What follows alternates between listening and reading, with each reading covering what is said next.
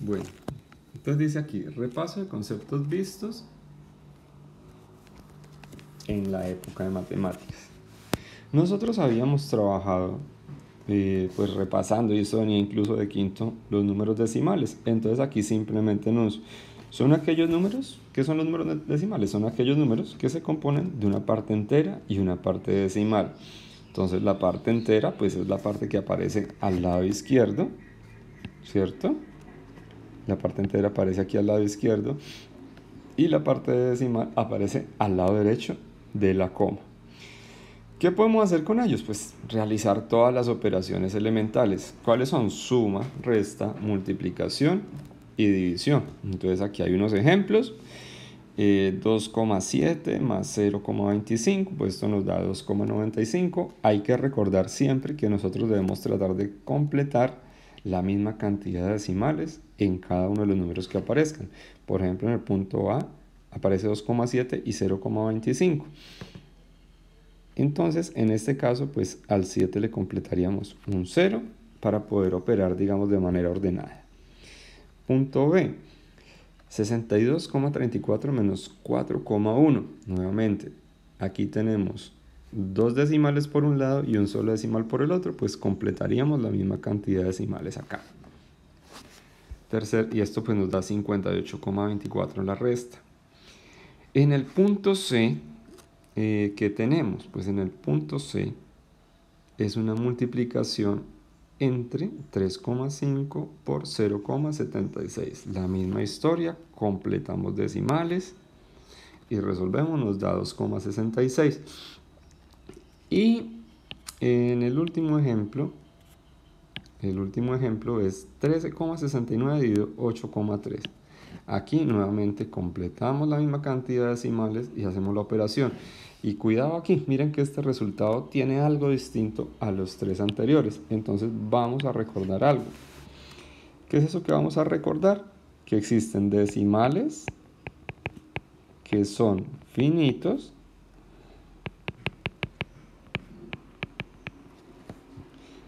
¿cierto? Que sería el primer caso, el segundo caso, el tercer caso. Existen decimales que son infinitos, como es este caso, y hay otro caso que aunque no está apareciendo aquí en ninguno de los ejemplos, se llama infinito periódico. Entonces recordemos, es cuando tengo por ejemplo 2.66. Perdón, no, estoy revisando aquí. El punto C, este es infinito. El punto C es un infinito periódico. No había caído en cuenta de él. Este será un infinito periódico, porque este va a seguir. Entonces tenemos infinito periódico, infinito y finito, ¿cierto? Tenemos los tres casos allí en los ejemplos, pues para que recordáramos eso. Listo, voy a borrar esto por aquí entonces. Bien. Entonces, la otra operación con la que habíamos venido trabajando son los números fraccionarios. ¿Y qué son los números fraccionarios? Pues son números que se escriben de la forma A sobre B, es decir, en forma de división, donde A y B son números naturales. ¿Qué quiere decir eso? Que en las fracciones no pueden haber decimales. Cada número, tanto el de arriba como el de abajo, tiene que ser un número natural. Por eso aquí tenemos un primer ejemplo, 2 cuartos, ambos números son naturales, 7 tercios, naturales, 12 quinceavos, naturales, 20 cuarentaavos, naturales, 35 séptimos, naturales, 94 veinticincoavos, naturales y 140 sobre 239. El número más grande no necesariamente está arriba, puede estar abajo, eso es indiferente. Y cuando hacemos la división, allí pues sí vamos a encontrar posiblemente otro número natural o un número decimal en el resultado. Entonces decimos, con ellos también podemos realizar las operaciones elementales, como lo son la suma, la resta, la multiplicación y la división. Y aquí pues aparecen algunos ejemplos y recuerden que tenemos unas propiedades. Ahora, las fracciones se dividen en dos tipos, fracciones homogéneas y fracciones heterogéneas. En el punto E y en el punto F tenemos dos fracciones homogéneas. En los otros puntos todas son heterogéneas. Entonces vamos a recordar, en el caso de la suma de fracciones, en el punto A se opera de manera cruzada. Por eso ponemos aquí 2 por 6 y este resultado irá en la parte de arriba, más conservo el signo de la operación que está acá y multiplico 3 por 5 y esos resultados quedan arriba. Y luego multiplico este término con este término. Sería algo como este por este por este y los de abajo. Entonces eso me da ¿qué? 2 por 6 más 3 por 5.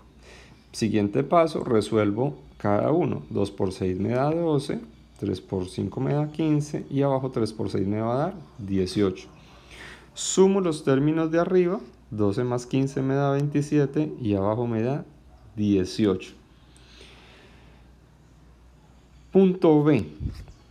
En el punto B, la forma de operar es exactamente igual. Tanto en la suma como en la resta se opera con la misma regla. Entonces multiplicamos cruzado. 7 por 8, que está aquí. Luego 9 por 2, que está aquí. Y finalmente 9 por 8, que está acá. Resolvemos de manera independiente. 7 por 8 me da 56. 9 por 2 me da 18. Y 9 por 8 me da 72. Hacemos la resta y eso nos va a dar 38/72. Luego va a recordar la simplificación. Este resultado podría simplificarlo porque ambos son pares y podría sacar mitad, pero más abajito lo recuerdo. Punto C. El punto C, recordemos que ya la forma de operar cambia. Cuando hay multiplicación, que es la operación, se multiplica numerador por numerador y denominador por denominador. Por eso tenemos aquí 6 por 10 y 4 por 3.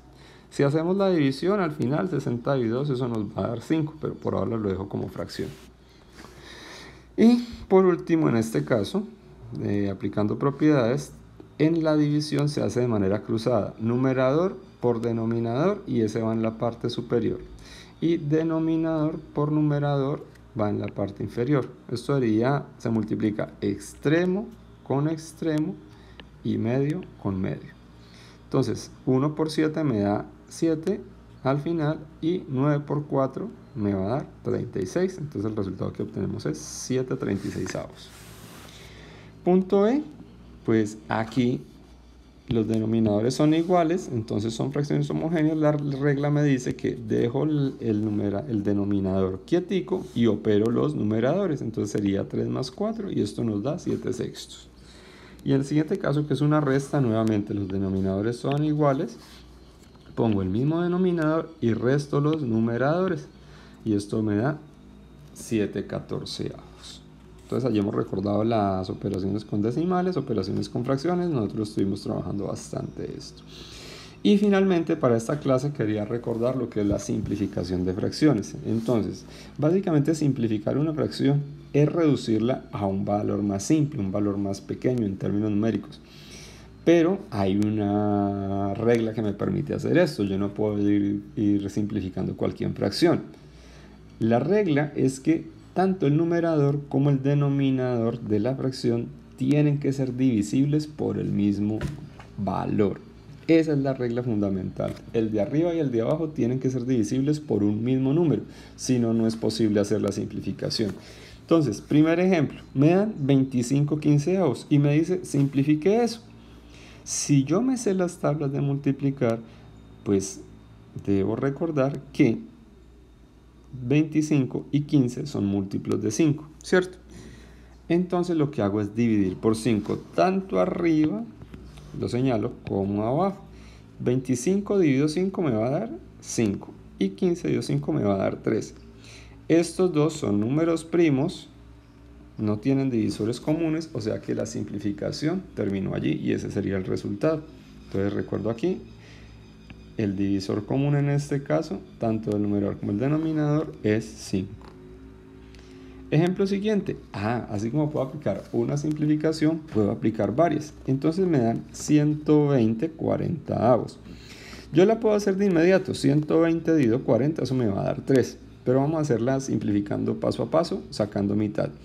Como ambos son pares, siempre que un número sea par, le puedo sacar mitad. Entonces, ¿qué hago arriba?